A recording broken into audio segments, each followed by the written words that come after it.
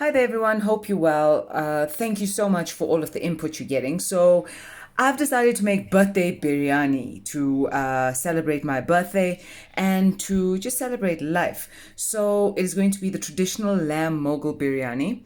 And I thought that I'll show you exactly what happens the night before. Anyone who says it's a quick biryani, remember they lie because there is no such thing as a slow biryani. So, what do you need to start the day before? You need at least 24 hours before to marinate.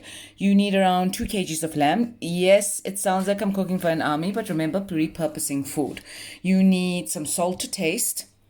You need some saffron that has already been steeped in boiling hot water, so you can see the color of the water's that beautiful golden yellow color. You need 2 tablespoons of ginger crushed and 2 tablespoons of garlic crushed, and then I use a red masala.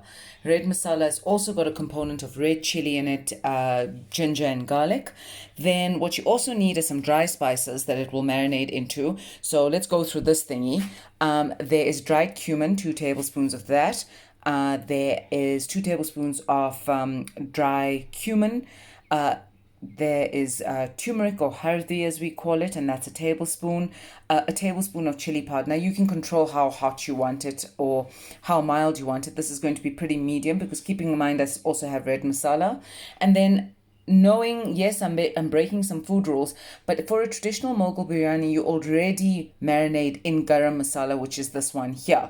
Note when we're making the curry tomorrow, you'll see me putting in the garam masala. And then this white powder here is a little bit of meat tenderizer because we literally want that meat falling off the bone as it's slow cooking in the oven. And then there are 2 cups of sour milk or mas, and already here 4 tablespoons of chopped mint because we want that mint to infuse. And of course, we're going to add loads more of herbs and spices tomorrow. So let's get into it. We are going to use my fingers, and you're just going to put some salt to taste in there. It roughly works out to about, I would say, a tablespoon or so. Then plop your saffron in. And again, we will be using loads more saffron tomorrow as well, but we want the saffron to start infusing the night before. Your red masala goes in with your ginger, your garlic, and your crushed garlic. And then let's get the mint in.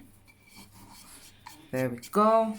And all of our spices can go in together. Always try to pre-prep up front so you save time.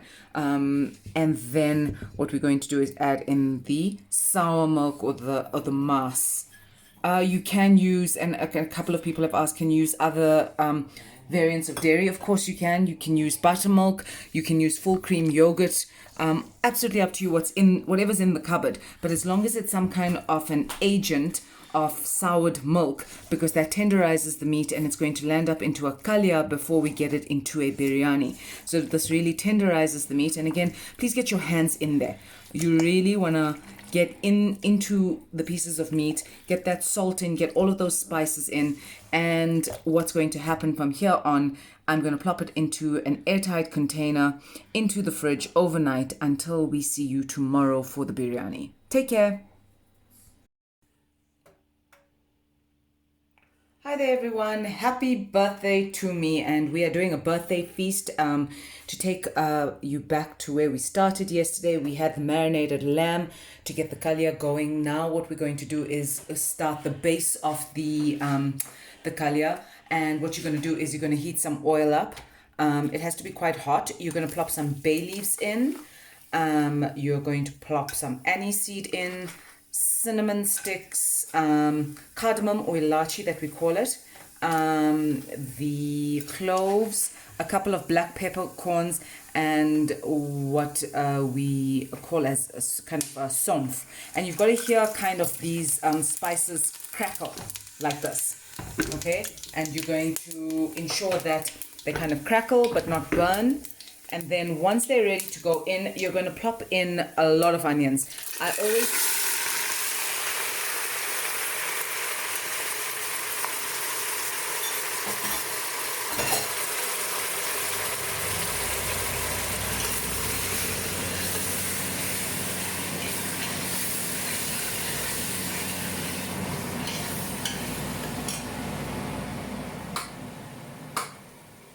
I always say that biryani is a labor of love because it includes a lot of tears in it.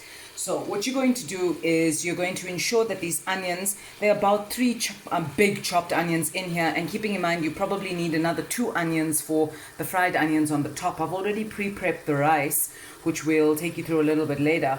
But ensure that these onions cook on medium heat. You really want that golden smudgy brownness coming out. You want the water to dry up so we have these crispy onions before we go into adding the kalia lamb, the tomato and the saffron water. Perfect. So we now have these onions that are golden brown. Spice is quite fragrant. And remember, this is a Moghul biryani.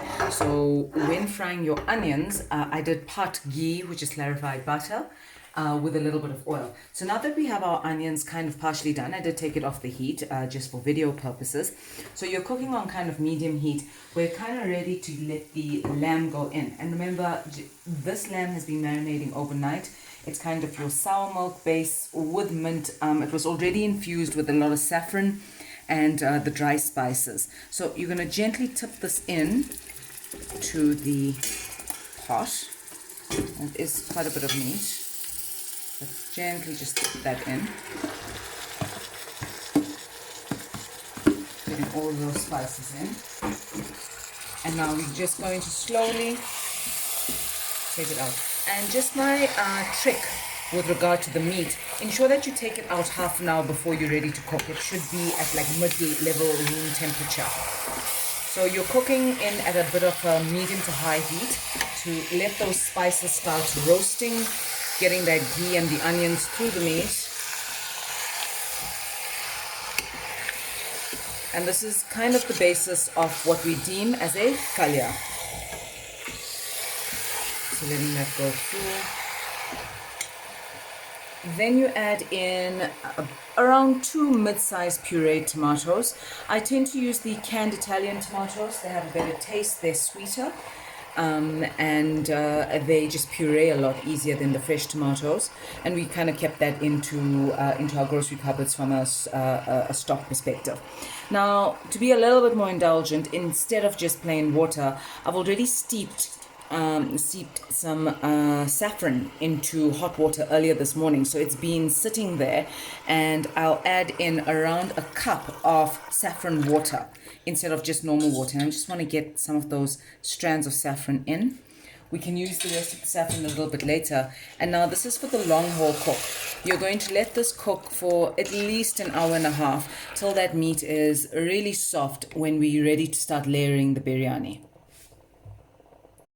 So welcome back. It has been 2 hours. This lamb is absolutely succulent. And now we're ready to start building our biryani. So the lamb is fully cooked.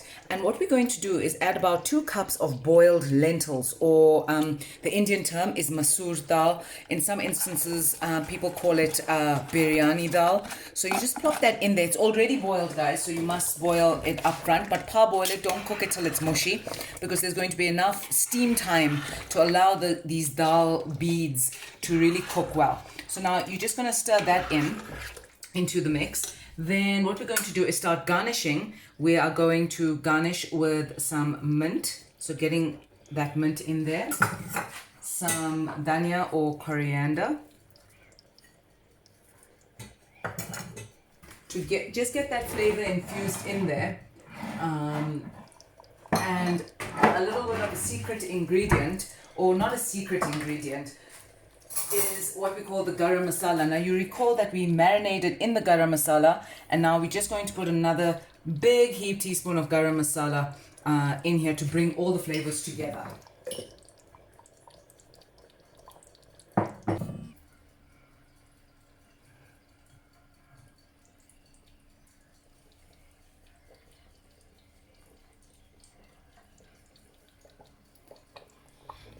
Perfect. So my favorite time of the biryani is the assembly time.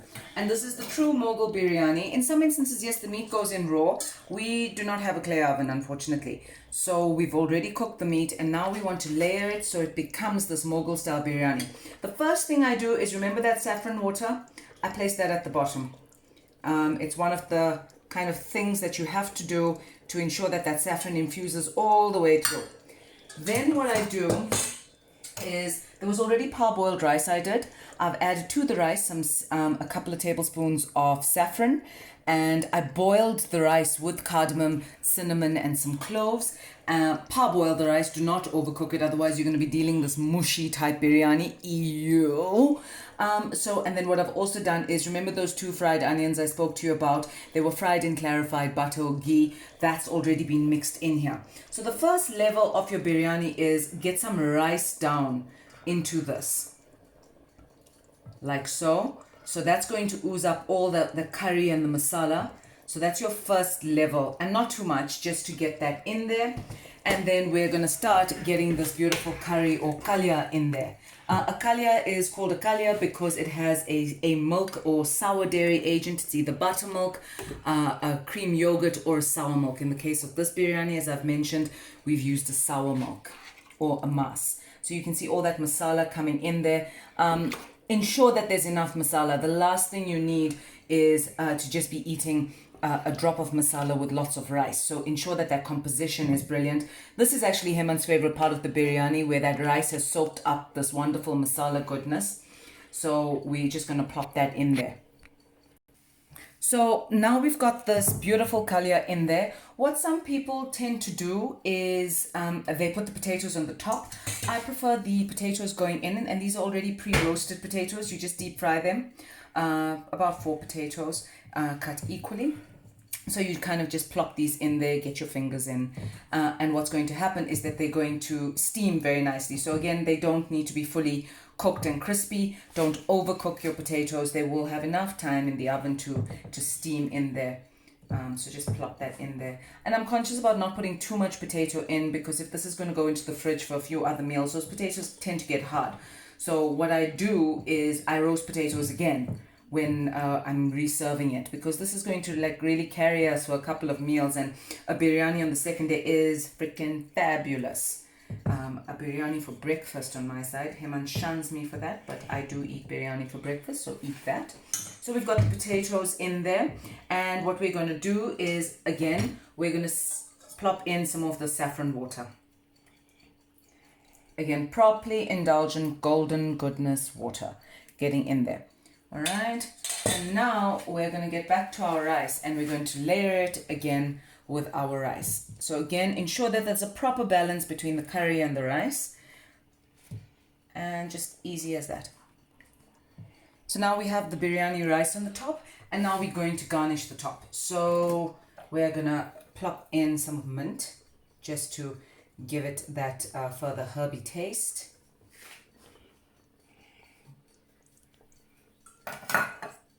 Some coriander or dhania, finely chopped. There we go. And what I've done is I've kept some of the fried onions for the top. So a little bit more indulgent. And as I said, these fried onions are done in ghee. So they're really sweet, and they were crispy before, but they've become a little bit softer now. So I kind of pre-prep with biryani. Again, please pre-prep as much as you can. So we're going to plop that in there. And then, to be extra indulgent, Moghul style, some cashew nuts. So it's such a treat. I'm quite unhealthy, so these are these salted, roasted cashew nuts already, so you can a bit more salty taste. So the cashew nuts. And again, let's do some of that water to allow the steaming process. And this is actually what makes the biryani fragrant and adds fragrance to your entire house. The next step from here is you're going to use a heavy duty foil, because I'm not doing it in a pot. If I was doing it in a karai, you would use a karai and you would put the dough around it to seal that goodness. But I'm going to use heavy duty foil, and it's going to steam for about 45 minutes. My biggest advice, guys, keep some of that masala or the gravy aside. So if you've identified that you've put too much of rice in, you've got that gravy to tip on the top. And Hemant absolutely loves that. In fact, he prefers more gravy than rice. So that's it in a nutshell, guys. Biryani. Hope that's helped you.